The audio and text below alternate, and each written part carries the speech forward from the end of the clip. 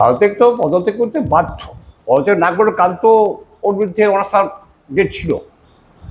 আমরা ওর বিরুদ্ধে অনাস্থা প্রস্তাব পেশ করেছি। গত 4 তারিখে আমরা 1/3 মানে 19 জন সদস্যের স্বাক্ষর করে ডিভিশনের কমিশনার বর্তমান যার অফিস চুঁচুড়া, সেখানে আমরা দিয়ে এসেছিলাম এবং জেলা পরিষদেও মানে কাজল শেখের বিরুদ্ধে মানে অনাস্থা প্রস্তাব পেশ করা হয়েছিল গত 4 তারিখে। কারণ সেটা হচ্ছে যে প্রথমত জেলা পরিষদ যেদিন থেকে গঠন হয়েছে সেদিন থেকে কাজল শেখের যে আচরণ, সে আচরণটা অত্যন্ত জঘন্য। কাজল শেখ জেলা পরিষদটাকে হজবিষে পরিণত করেছিল। কাজল শেখ মেম্বারদেরকে কোনো মর্যাদাই দিত না, জেলা পরিষদ মেম্বারদেরকে। কাজল শেখ নিজেকেই মনে করতো যে ওখানকার মহারাজা। তারপরে যে বিভিন্ন কাজকর্ম, টেন্ডার ফেন্ডার, এই নিয়ে তার চরম দুর্নীতি ছিল। তার একটা দলবল ছিল, তার ভাইপো ভাগ্নে অমুক ব্যাগে দিয়েছে, যারা এই দুর্নীতির সঙ্গে যুক্ত, ওখানে থেকে তারাই কাজকর্ম বন্টন করতো।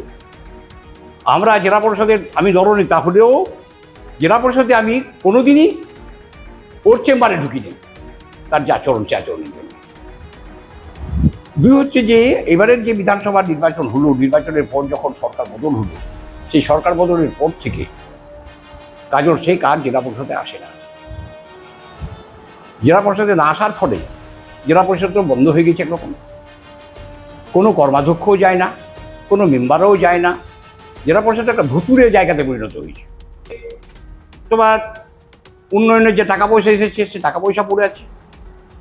অর্থ এবং পরিকল্পনা দপ্তরের যে স্থায়ী সমিতি, সেই সমিতির সভা না হওয়ার ফলে সেই টাকা পয়সা কোনো খরচ করা যাচ্ছে না, ফলে উন্নয়নটা বন্ধ হয়ে গেছে। গোটা বীরভূম জেলার উন্নয়নটাই প্রায় বন্ধের মুখে।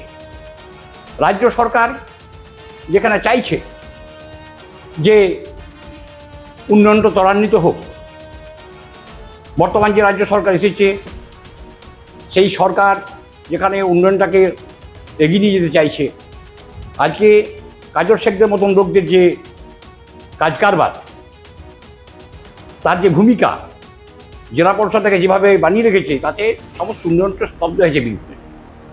অতএব সেই বীরভূমের উন্নয়নকে যেন ত্বরান্বিত করা যায়, বীরভূমের উন্নয়নটাকে যেন আবার ঠিক করা যায়, জেলা পরিষদের সদস্যরা যেন উপযুক্ত মর্যাদা পায়, জেলা পরিষদের সদস্যরা যেন আবার জেলা পরিষদ যেন সচল হয়, সক্রিয় হয় এবং সমস্ত কাজগুলি যেন হয়, তার জন্যে আমরা অনাস্থাটা পেশ করেছি। 21 তারিখে আগামীকাল তার অনাস্থার পক্ষে বিপক্ষে মিটিং ছিল। আমি শুনলাম যে গতকাল নাকি সে করেছে, রিজাইন করেছে।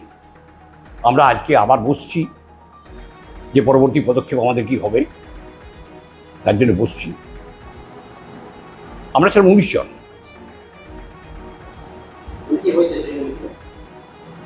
মিটিংয়ে যেটা হয়েছে সেটা হচ্ছে অনাস্থার ব্যাপারে যাতে সবাই মিলে হাজির হয়েছে, সেটা আর অন্য কিছু না। হ্যাঁ, মেসেঞ্জরি। হ্যাঁ, এই ব্যাপারে আমি কিছু বলবো না। খুব খুশি। তার কারণ সেটা হচ্ছে যে কাজল শেখের অনাস্থাতে মানে ও রিজাইন না করার কোনো উপায় ছিল না। কাজল শেখের পক্ষেরও যে লোকরা ছিল 2-4 জন, তারাও কাজল শেখের বিপক্ষে চলে গেছে।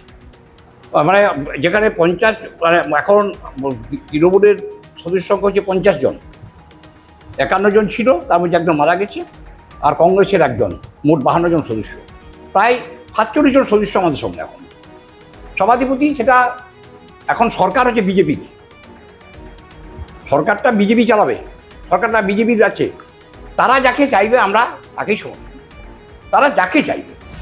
তার ফাইল আমার কাছে নেই, কিন্তু তার তো অডিট হচ্ছে, অডিটে অনেক কিছু শুনতে পাচ্ছি যে প্রচুর দুর্নীতি আছে। নিশ্চয়ই শাস্তি, যদি অন্যায় করে থাকে তার শাস্তি হোক, তাই চাইব।